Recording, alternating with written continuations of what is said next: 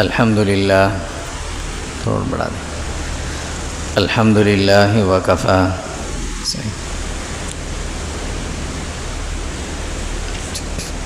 وسلام علی عباده الذین اصطفى. اما بعد فاعوذ باللہ من الشیطان الرجیم. بسم اللہ الرحمن الرحیم. قال اللہ سبحانہ وتعالی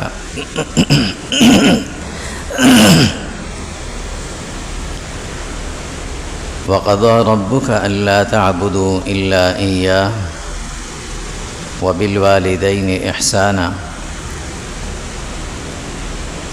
إما يبلغن عندك الكبر أحدهما أو كلاهما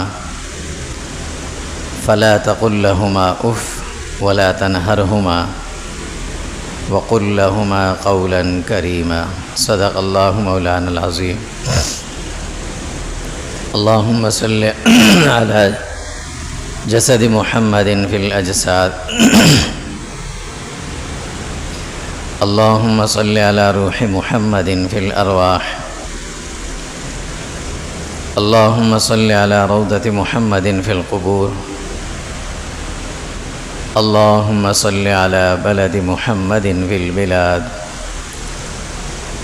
وعلى آله وصحبه وسلم تسليما كثيرا كثيرا.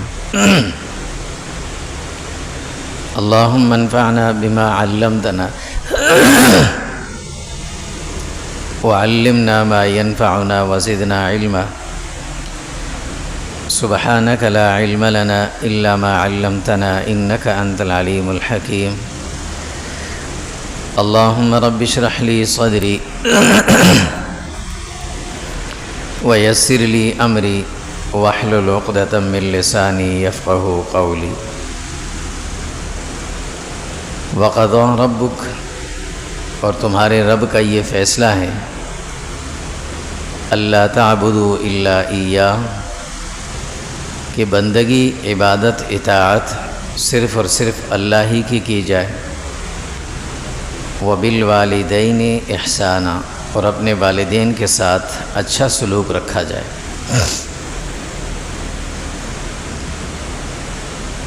رسول اللہ صلی اللہ علیہ وسلم نے جس طرح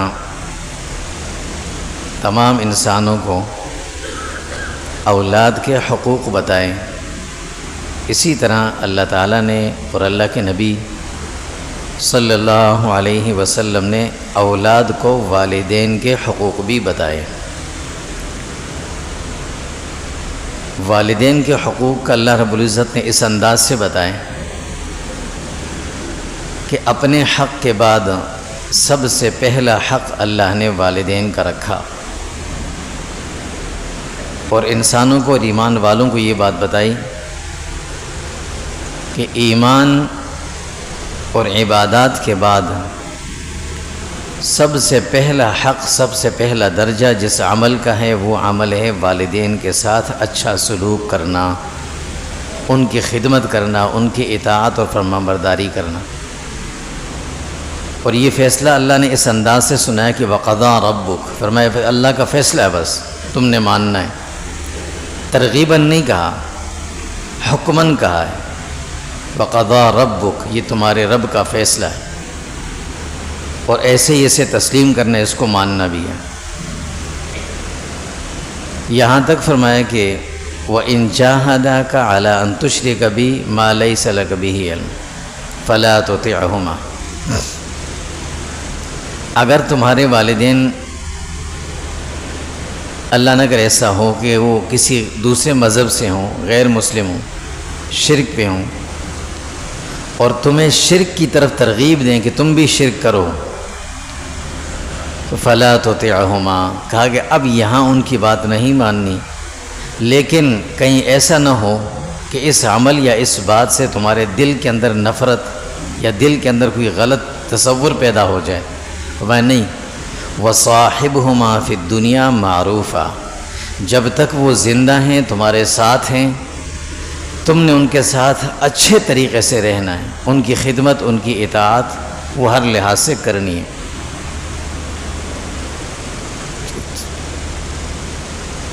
حضرت ابو امامہ رضی اللہ تعالیٰ عنہ ایک مرتبہ رسول اللہ صلی اللہ علیہ وسلم سے انہوں نے سوال کیا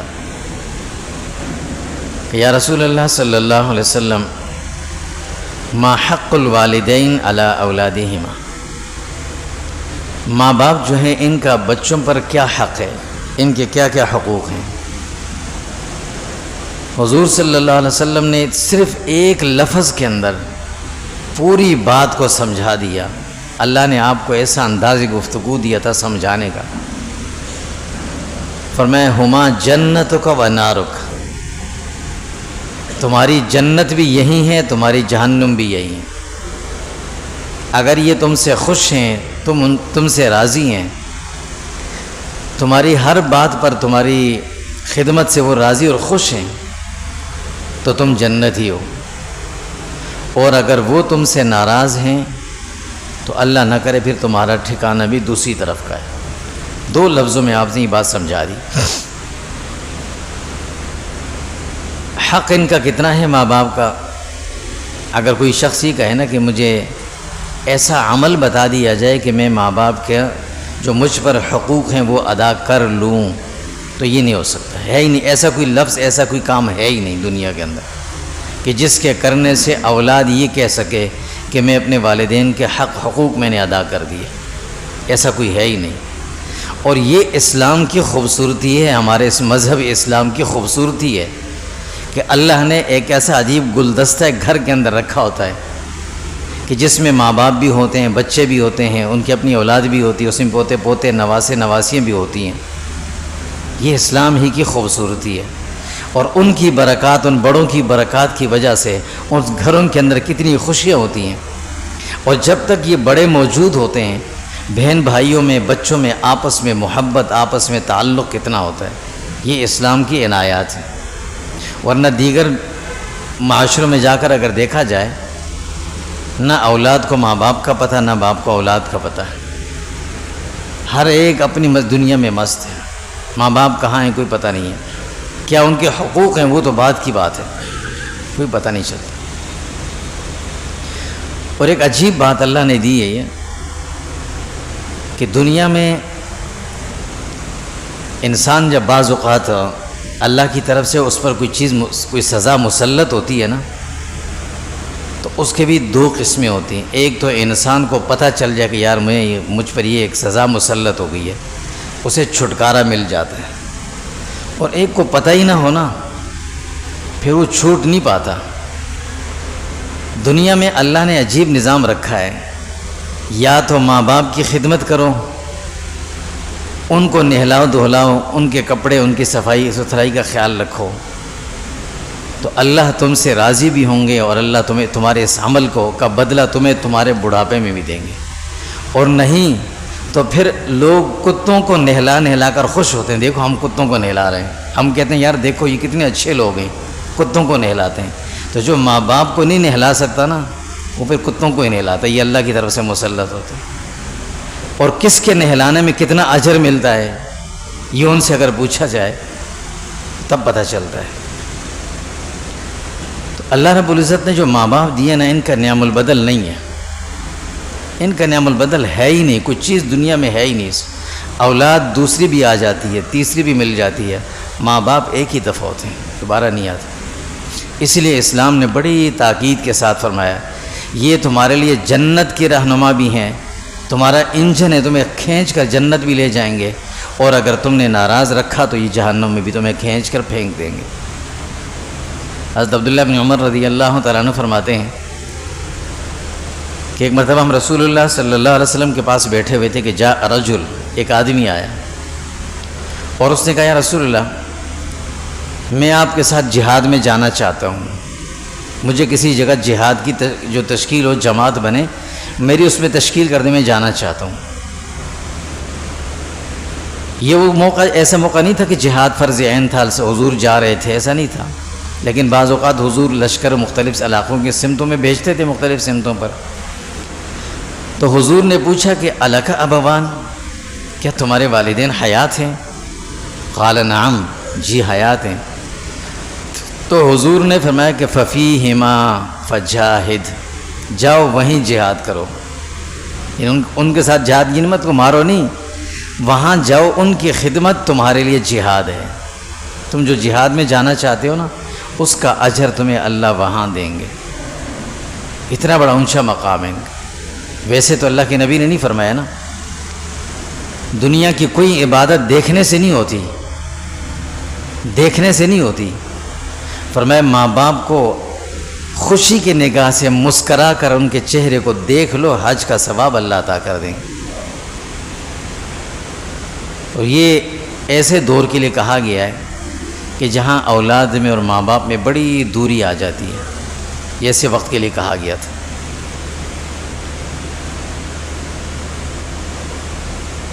حضرت ابو ہریرہ رضی اللہ تعالیٰ عنہ فرماتے ہیں کہ ایک مرتبہ رسول اللہ صلی اللہ علیہ وسلم سے ہم نے پوچھا کہ یا رسول اللہ، ماں باپ تو دونوں کا نعم البدل نہیں ہے، دونوں میں سے حقوق کس کے زیادہ ہیں؟ یہ بھی ایک عجیب سوال ہے۔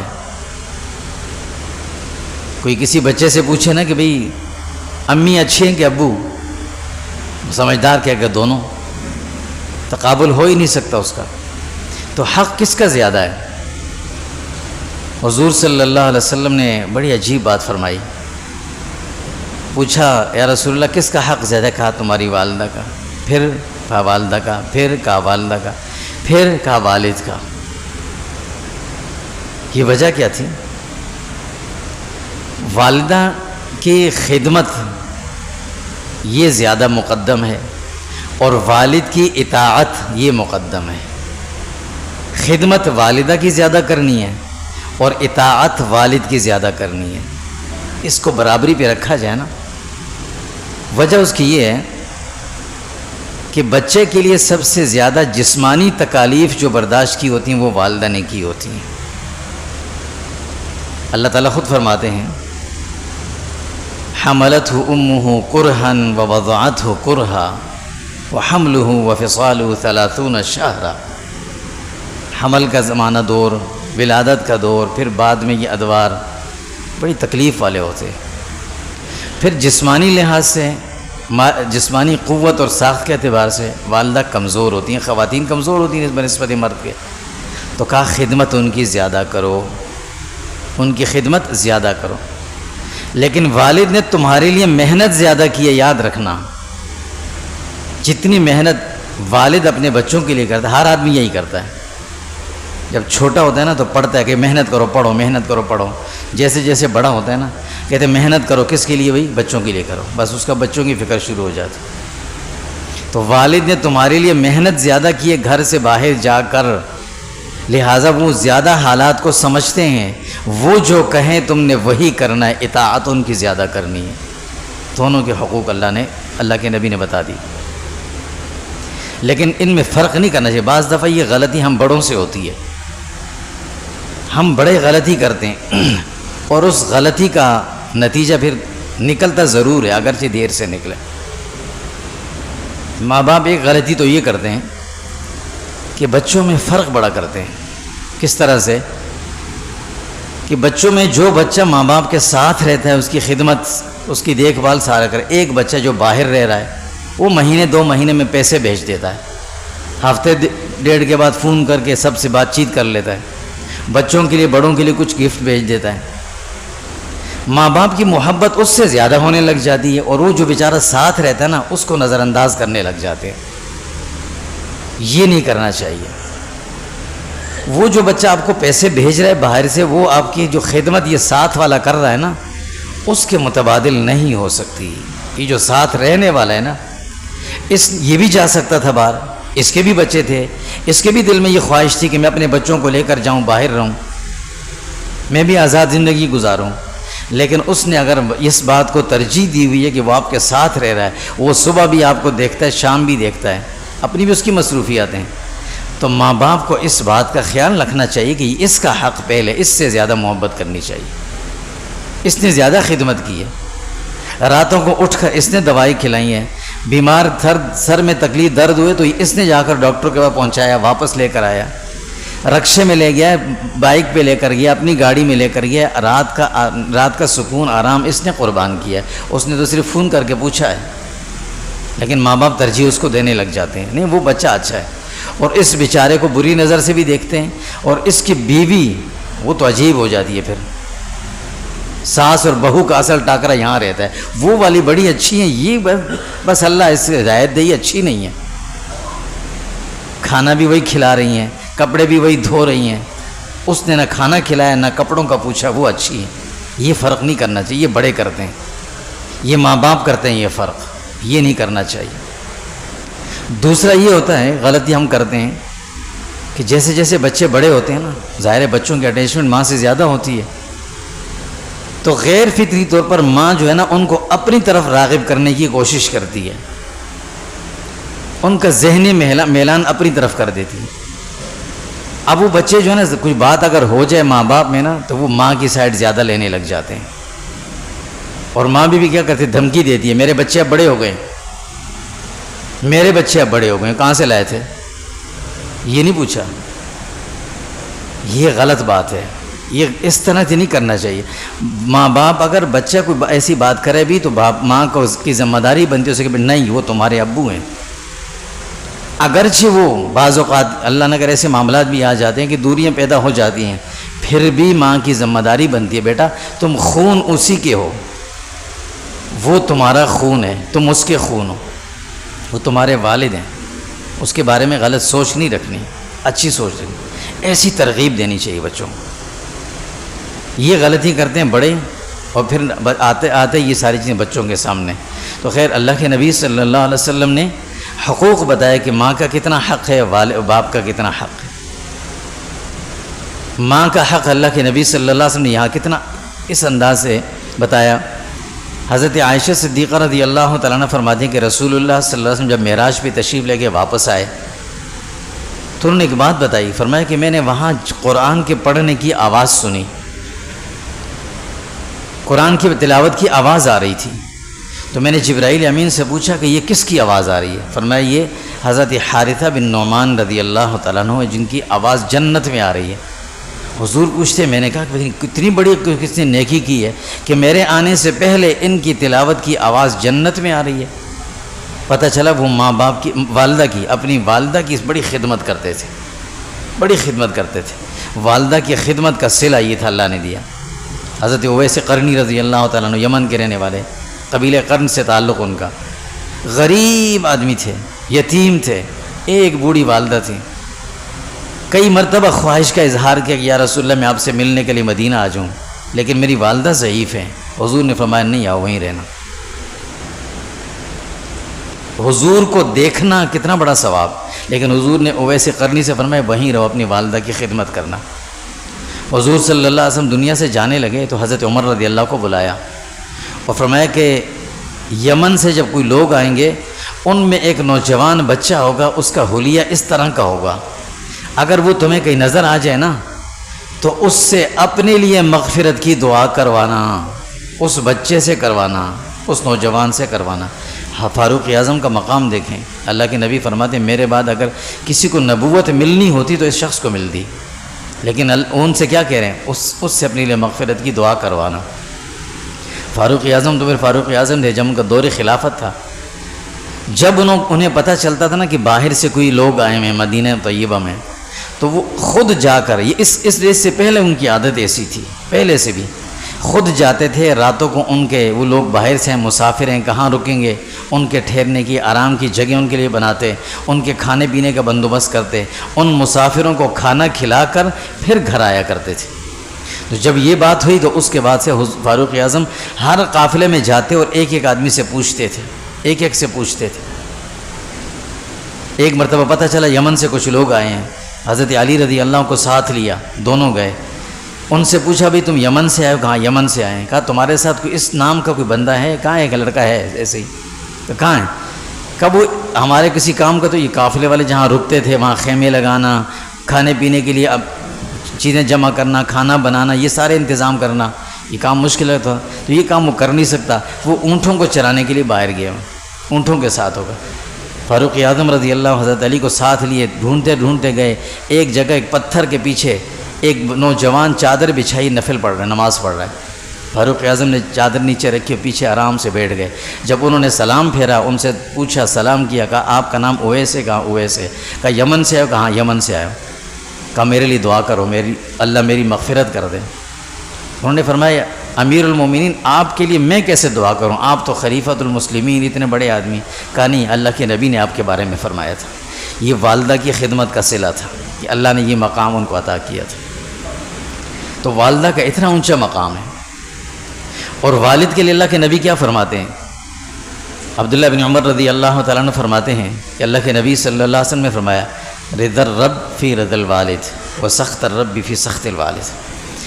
جس آدمی نے اللہ کو راضی کرنا ہے نا، اللہ کو، تو اللہ کو راضی کرنے کا ایک ہی راستہ ہے کہ اپنے والد کو راضی رکھے۔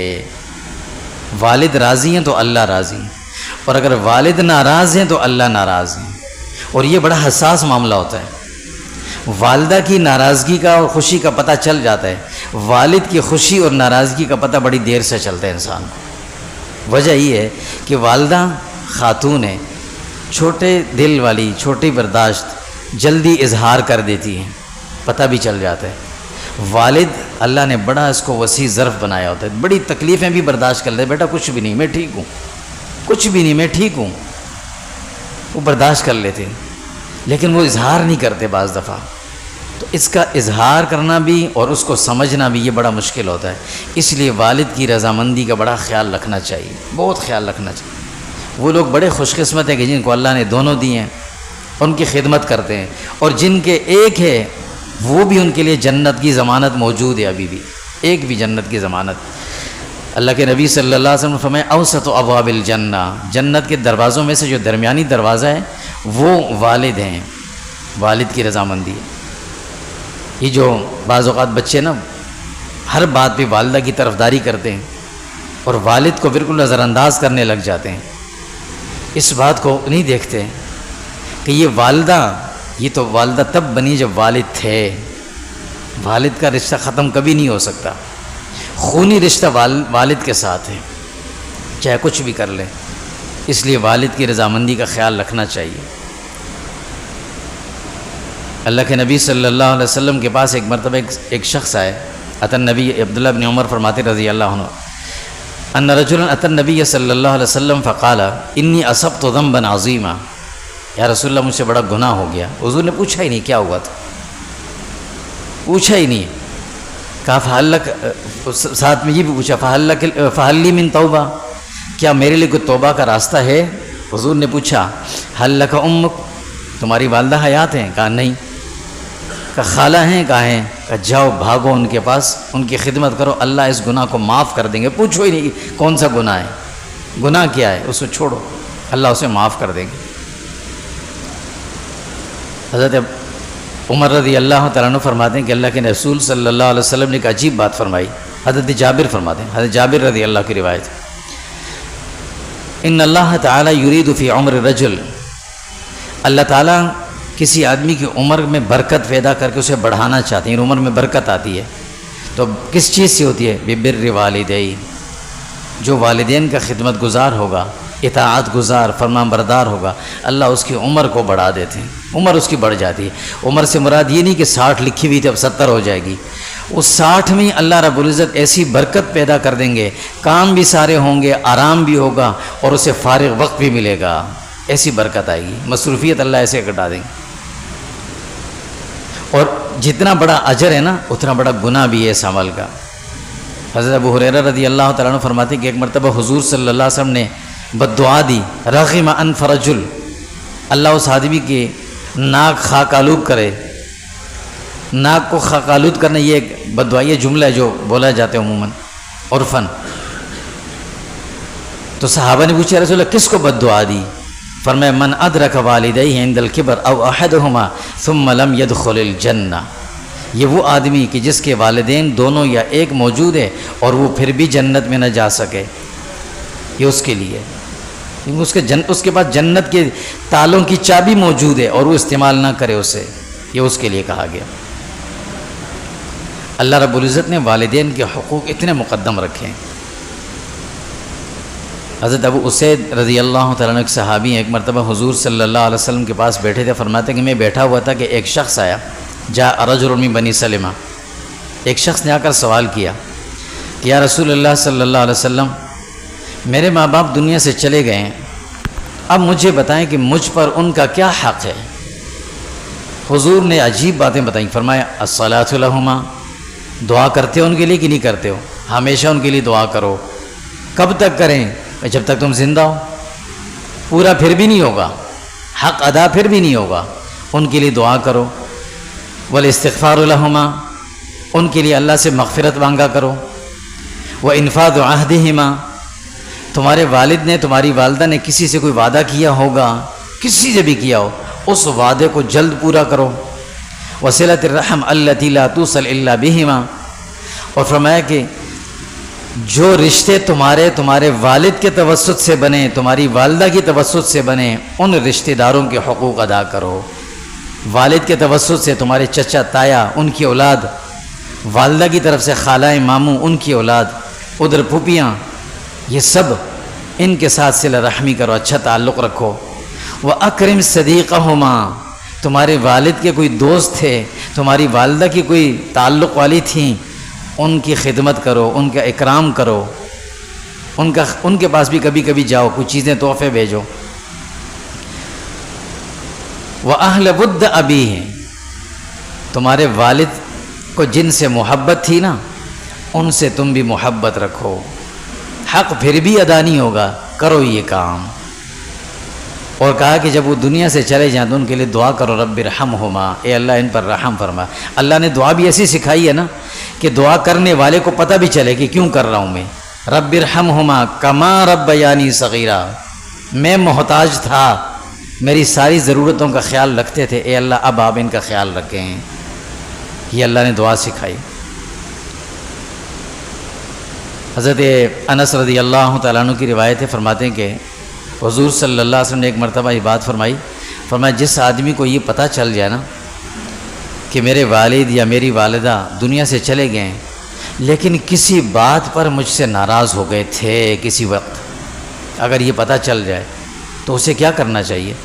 فرمایا کہ فلا یزال یدعوہ لہما، اب مسلسل ان کے لیے دعا کرتا رہے، وَيَسْتَغْفِرْ لَهُمَا حَتَّى يَكْتُبَهُ اللَّهُ بَارًّا، یہاں تک کہ اللہ اس کے بارے میں لکھ دے کہ ہاں یہ بچہ نیک ہے۔ ان کے لیے مستقل دعائیں کرتے رہیں، مستقل دعائیں کرتے رہیں، یہ ان کے حقوق اللہ نے بتائے، اللہ کے نبی صلی اللہ علیہ وسلم نے بتائے۔ اور ایک اور روایت میں اللہ کے نبی صلی اللہ علیہ وسلم فرماتے ہیں من زار قبر ابویہ او احدہما فی کل جمعہ غفر لہ وکتب برا، جو شخص ہر جمعے کو اپنے والدین کے قبر پہ جائیں، والدہ کی والد کی دونوں کے پاس چلے جائیں۔ قبر پہ جانا یہ کوئی مستقل عبادت نہیں ہے، نہ کوئی ثواب والا عمل ہے، صرف اس لیے جائے کہ وہ اپنے والدین اس کو بھولے نہیں، وہاں جائے۔ تو ظاہر ہے جب والدین کی قبر پہ جاتا ہے تو انسان کا دل اور اس کا نفس ساری چیزیں خود بخود اسے راغب کرتی ہے کہ وہ ان کے لیے دعا بھی کرتا ہے۔ فرمایا جب جو پابندی سے یہ عمل کرے گا غفر لہ، اللہ اس آدمی کی مغفرت بھی کر دیں گے، وکتب برا، اللہ اس کے بارے میں لکھ دیں گے یہ بچہ بڑا نیک ہے۔ تو والدین کے جو حقوق اللہ نے رکھے ہیں نا وہ بچوں پر کبھی بھی ادا نہیں ہو پاتے اور نہ ختم، کسی جگہ انتہا نہیں ہوتی۔ اللہ نے اپنے حقوق کے بارے میں بتا دی، یہ ہے یہ ہے یہ ہے یہ، بس ہو گیا، ادا ہو گیا۔ لیکن والدین کے حقوق فرمایا یہ ادا نہیں ہو پائیں گے، جتنا کرے انسان کرے۔ اور ان حقوق کو ادا کرنے سے پہلے انسان کو والدین کی وہ جو محنتیں ہیں، والدین کی وہ جو تکالیف ہیں، ان کو انسان یاد رکھے نا کہ جب میں چھوٹا تھا تو میری کیا کیفیت ہوتی تھی اور مجھے کن کن چیزوں کی ضرورت پڑتی تھی، کیسے وہ چیزیں مجھ تک پہنچتی تھیں، کون لا کر دیتا تھا۔ ان چیزوں کو خیال رکھ کے پھر اپنے والدین کے لیے دعائیں کر رہے ہیں۔ آسان سا عمل ہے، آسان عمل، کوئی مشکل نہیں ہے، انسان اپنا معمول بنا لے۔ اگر والدین حیات ہیں تو اس سے تو بڑھ کر کوئی اور چیز ہے ہی نہیں ہے۔ صبح و شام ان کو دیکھ کر آئے، دیکھ کر نکلے، واپس آ کر دیکھے، مفت میں ایک عمرے کا ثواب ملے گا۔ ویسے عمرہ اتنا مشکل ہو گیا، مہنگا ہو گیا، حج اتنا مہنگا ہو گیا، کر ہی نہیں سکتا، تو مفت میں یہاں بیٹھ کر کریں، ثواب اتنا ہی ملے گا۔ حاجی نہیں بنیں گے، نام کے ساتھ حاجی نہیں لکھا جائے گا، لیکن اللہ کے ہاں وہ ثواب پورا پا لے گا ان کو دیکھتے رہیں۔ اور جو دنیا سے چلے گئے ہیں ہفتے میں ایک دفعہ ان کے قبر پہ چلے جائے اور دعاؤں میں کبھی نہ بھولے، ہمیشہ یاد رکھے۔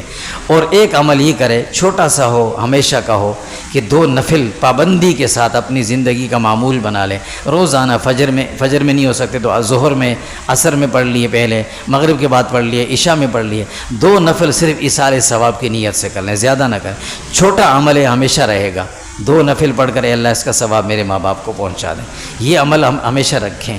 اللہ تعالیٰ اس کے بدلے ممکن ہے کہ اللہ ہمیں بھی نیک لوگوں میں شامل کر دیں، اور آنے والی نسل جو ہے وہ ہمارے بھی کوئی خیال رکھنے والی ہوگی، ورنہ دنیا کے جو حالات اس وقت چل رہے ہیں اس سے تو یہی لگتا ہے کہ آنے والے وقتوں میں اولاد ماں باپ سے بالکل بیزار ہو چکی ہوگی، ایسے حالات پیدا ہو جائیں گے۔ اللہ تعالیٰ ہم سب کی حفاظت فرمائے۔ وصلی اللہ تعالیٰ علی خیر۔